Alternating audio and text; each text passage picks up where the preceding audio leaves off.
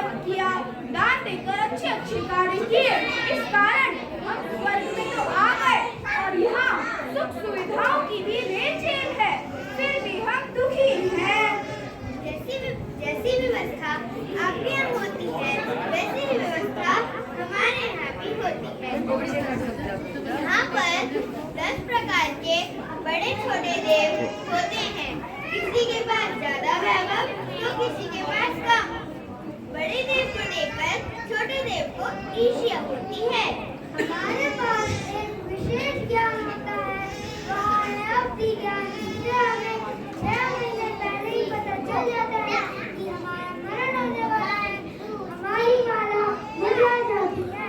यहाँ मिलने वाला भूख और आराम छूट जाएगा।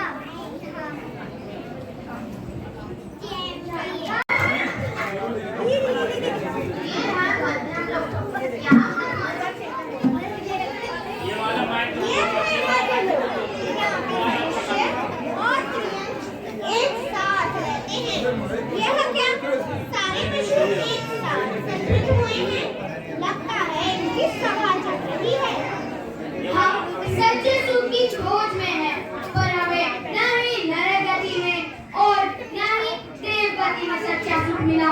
क्या आप सब यहाँ सुखी हैं?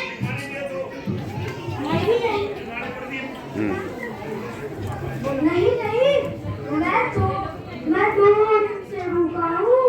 बारिश के कारण एक भी शिकार नहीं मिल पा रहा है। खाने पीने और रहने की तकलीफ होती है। डर लगता है उसी से बोलो पकड़ ले या मार न दे। इसी से बोलो, छोड़ो इसी वाले से। हाँ हाँ। हमारे बहुत से साथियों को अपने शौक और फायदे के लिए पकड़ कर रखते हैं, पिंजरे में बंद रखते हैं और हमसे कई तरह के खेल करवाते हैं। बैल, ऊंट, घोड़ा आदि जानवरों को तो कितना ज्यादा वजन उठाना पड़ता है। मनुष्य अपने रहने के लिए और सुख सुविधा के लिए जंगल और पेड़ काट रहा है। इसी वजह से हमारी तकलीफें और बढ़ रही हैं। हमें रहने के लिए घर नहीं मिलते। हम अपने खाने पीने और रहने के तलाश में आपकी बस्ती में आ जाते हैं और हमें पकड़कर या तो मार दिया जाता है या तो पिंजरे में बंद कर दिया जाता है।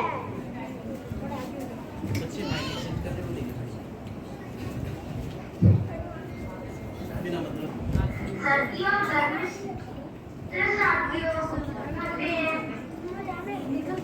मनुष्य अपने रहने के लिए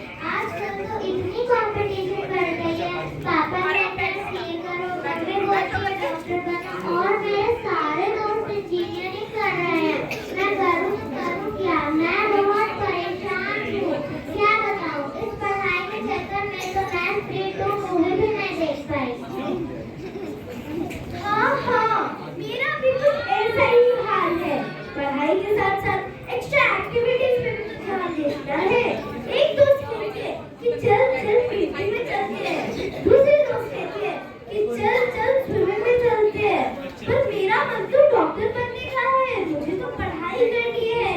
अब मुझे तो समझ नहीं आ रहा कि मैं करूँ तो क्या करूँ।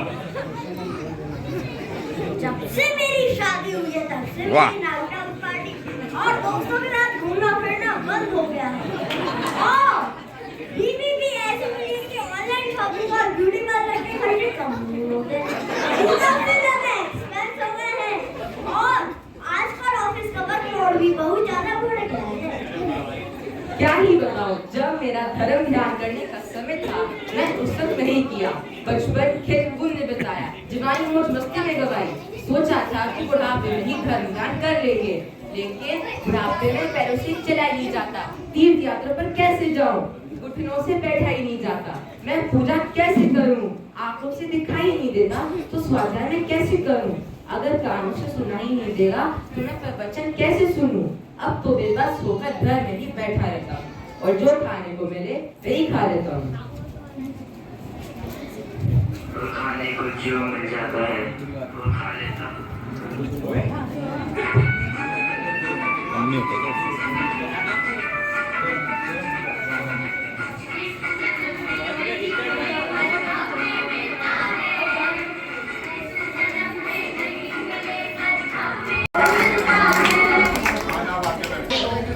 क्यों ना हम पाठशाला जाकर अलका दीदी से पूछे।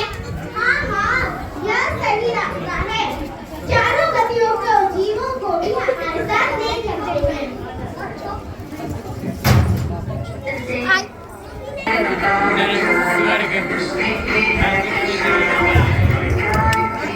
बुढ़िया इस तरफ मुँह करो।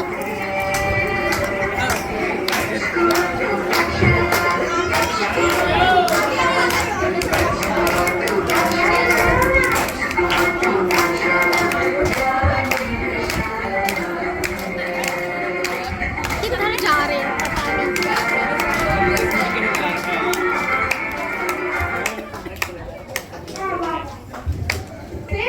दीदी दीदी, हम सच्चे सुख की खोज में चारों गतियां घूम कर आए हैं, पर हमें कहीं भी सच्चा सुख नहीं मिला। अरे चारों गतियों में जाने से पहले मुझसे पूछ तो लिया होता कि सच्चा सुख कहाँ है। सच्चा सुख तो मनुष्य गति में ही है।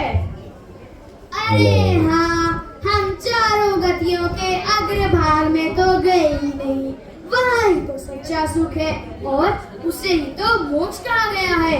हाँ, मनुष्य गति में ही पुरुषार्थ प्राप्त करने से हमें मोक्ष प्राप्त होता है। ये मनुष्य गति एक चिंतामणि रत्न है, इसे ऐसे ही गवा देना नहीं चाहिए। यही संयम रूपी नाव में सवार होकर मोक्षपुरी की ओर जाना चाहिए। और बच्चों, आपको पता है इस नाव के चालक कौन है? इस नाव के चालक है अरिहंत भगवान और परिचालक है निर्बंध गुरु। समझे बच्चों?